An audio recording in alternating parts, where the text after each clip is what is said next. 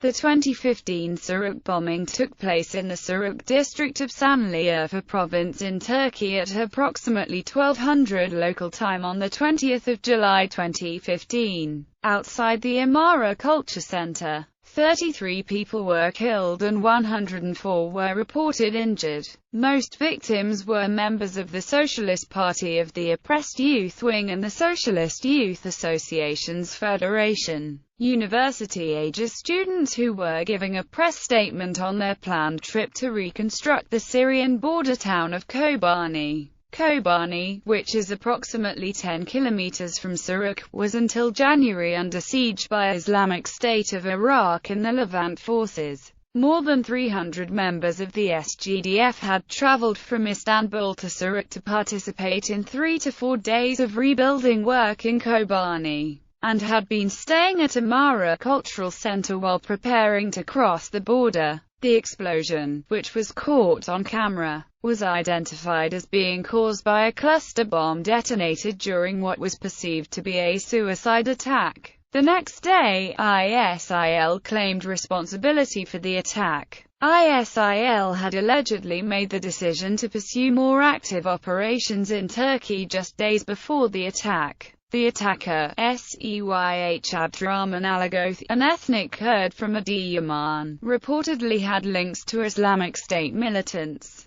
This was possibly the first planned attack by ISIL on Turkish soil, although previous incidents such as the 2013 Reyhanli bombings, the 2015 Istanbul suicide bombing, and the 2015 Diyarbakır rally bombings have also been blamed by some on ISIL. The bombing resulted in a new escalation between Turkey and ISIL, with Turkish soldiers and ISIL militants directly engaging in the border town of Kilis on 24 July 2015. This led to Turkey launching Operation Marti Yalçın, a series of air strikes against mostly Kurdish militant positions in northern Iraq and Syria. Large-scale operations against PKK, but including some ISIL targets, began on 24 July. However, most arrests were of PKK members. The bombing was met with international condemnation by a variety of organizations,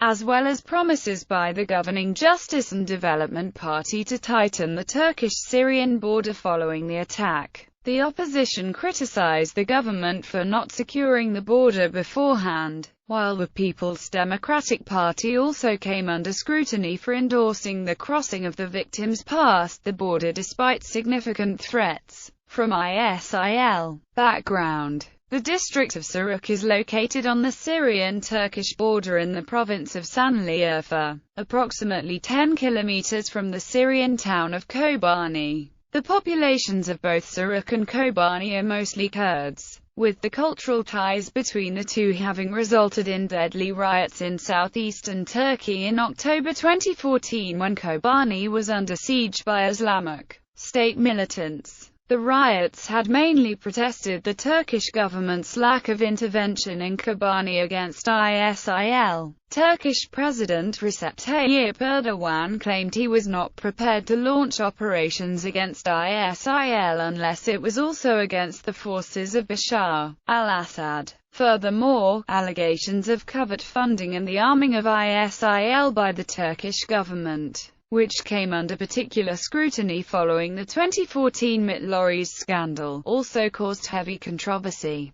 The Siege of Kobani was retaken from ISIL forces in late January 2015, with the Kurdish People's Protection Units taking full control of the city. ISIL vowed to return, committing a series of massacres in the city in June 2015. The Socialist Youth Associations Federation of Turkey requested permission to cross the border and participate in the reconstruction of the war-torn city. Turkish invasion threats during late June and early July 2015. The Turkish and Jordanian governments made threats to invade Syria and set up buffer zones. Turkey also agreed to let the United States of America use Turkish bases for drone strikes against ISIL. Explosion. perceived targets. The bombing appeared to target members of the Socialist Youth Associations Federation, the youth wing of the Socialist Party of the Oppressed, of which 300 members had traveled to Suruç from Istanbul in order to cross the border into Kobani to take part in reconstruction projects there. The members were staying at the Amara Culture Centre and were giving a press statement on the reconstruction of Kobani when the bombings took place.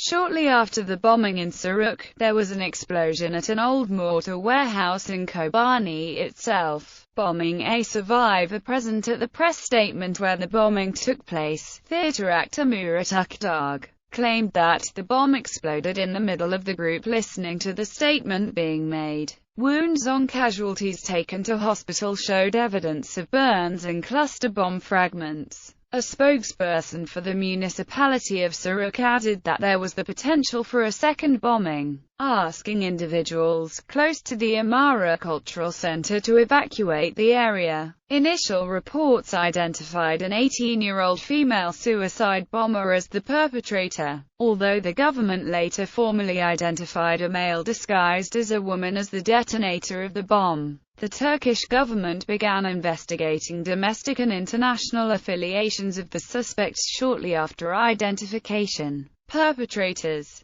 However, ISIL didn't claim responsibility. On the 22nd of July, some Turkish media reports indicated the suspected perpetrator, Seyh Abdurrahman Alagoth, whose ID card was found at the scene, was a 20-year-old Turkish Kurd from Adıyaman who had been recruited by ISIL 6 months earlier. The pro-Kurdish People's Democratic Party, however, named a 20-year-old woman, whom the police had recently released from custody, as perpetrator. Another media report pointed at Doku Misila, an ISIL-linked terrorist group. Reactions. Domestic reactions. The Prime Minister of Turkey, Ahmet Davutoglu, formed a crisis meeting and sent Deputy Prime Minister Numan Kurtulmuş, Interior Minister Sabahattin Öztürk and Minister of Labour and Social Security Faruk Seluk to Suruç to follow developments.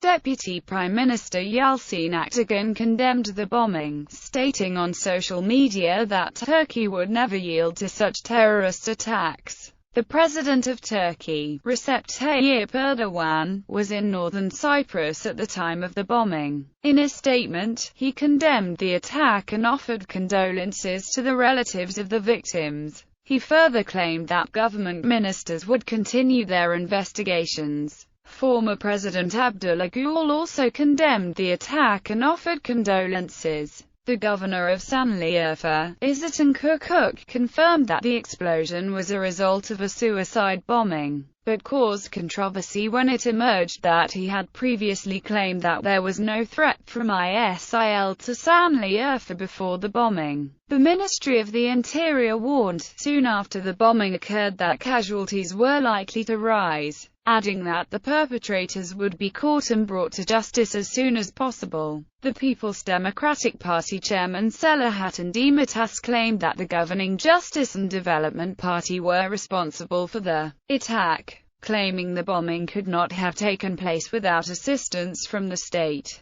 The HDP's parliamentary group leader Pervin Buldan released a statement claiming that the HDP would treat the attacks as a suicide bombing perpetrated by ISIL until more reliable information is made available. HDP Member of Parliament Cengiz Mehmet Ferhat claimed that the target of the attack was the Turkish Republic itself. HDP Adana Member of Parliament Meral Deniz Bestas called the attack a massacre and said the HDP Central Executive Committee would meet to discuss the bombing. The main opposition Republican People's Party also sent a delegation to Suruç formed of 10 MPs led by CHP Deputy Leader Sezgin Tanrıkul. Another CHP Deputy Leader, Gürsel Tekin, stated that his party had consistently warned the government that the border between Syria and Turkey had been left undefended, while Tanrıkul criticized the AKP for being responsible for Turkey's situation. Syrian. The Kurdish Confederalist group of communities in Kurdistan held the AKP responsible, accusing the AKP of funding ISIL, thus contributing to its terrorist attacks and efforts. The PKK blamed the Turkish government for the attack, saying the government is conspiring with ISIL. This anger of the PKK contributed to PKK revenge attacks. International reactions. Armenian President Sargsyan released a statement condemning the attack and offering condolences to the families of the dead. Czech Republic. The Czech Ministry of Foreign Affairs strongly condemned and extended deepest sympathy to the families of the victims. Ministry believes that perpetrators will be brought to justice. European Union. The European Commissioner for Enlargement and European Neighbourhood Policy Johannes Hahn, using his Twitter account, expressed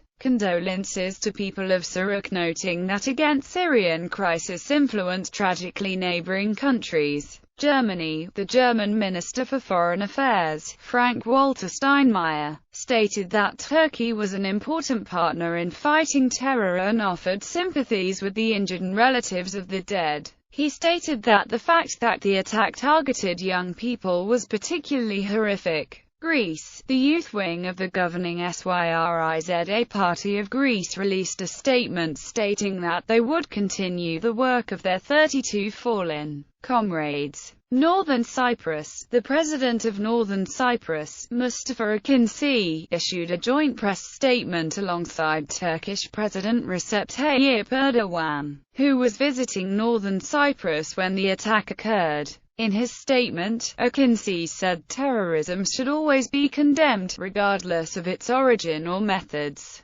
Pakistan. The Pakistan Embassy in Ankara released a statement reiterating Pakistan's unconditional condemnation for all attacks of terrorism and offered their condolences to the Turkish government and the Turkish people. Russia. Terrorist attack condemned by Russian President Vladimir Putin. Prime Minister Dmitry Medvedev expressed his condolences to relatives of the victims. Russian Federal Agency for Tourism urged Russian citizens vacationing in Turkey to remain in protected tourist areas and not to leave them for their own safety. Togo. Togolese President Komise Lomklasu expressed his sadness at the event. Togolese citizens living in Turkey were advised to flee the area. United Kingdom. The British Secretary of State for Foreign and Commonwealth Affairs, Philip Hammond, issued a statement on Twitter condemning the bombing and offering his sympathies for the injured and families of those killed.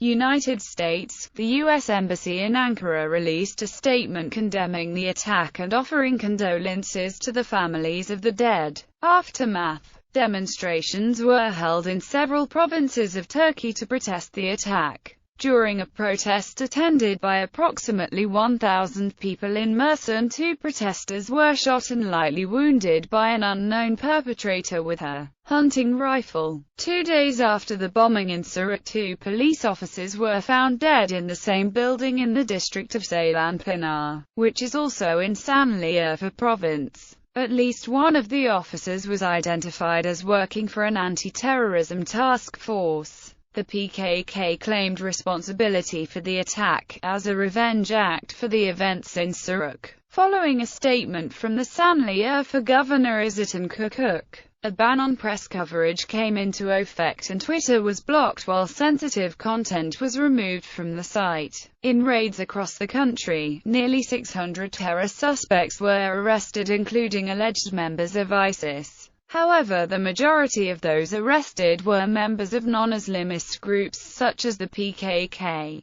Revolutionary People's Liberation Party Front and other left-wing groups. On the following Friday, the 24th of July, Turkey for the first time carried out airstrikes against ISIS positions in Syria near the Turkish border, without entering Syrian airspace. However, the same day Turkey also began airstrikes against PKK camps in northern Iraq. Despite the fact the PKK is fighting against ISIS in Iraq and Syria. On the Saturday following the airstrikes, the president of Iraq's Kurdistan Regional Government, Masoud Barzani, called Turkish Prime Minister Ahmet Davutoglu. He urged Turkey to halt its airstrikes against the PKK over their territory and resolve their problem through negotiations.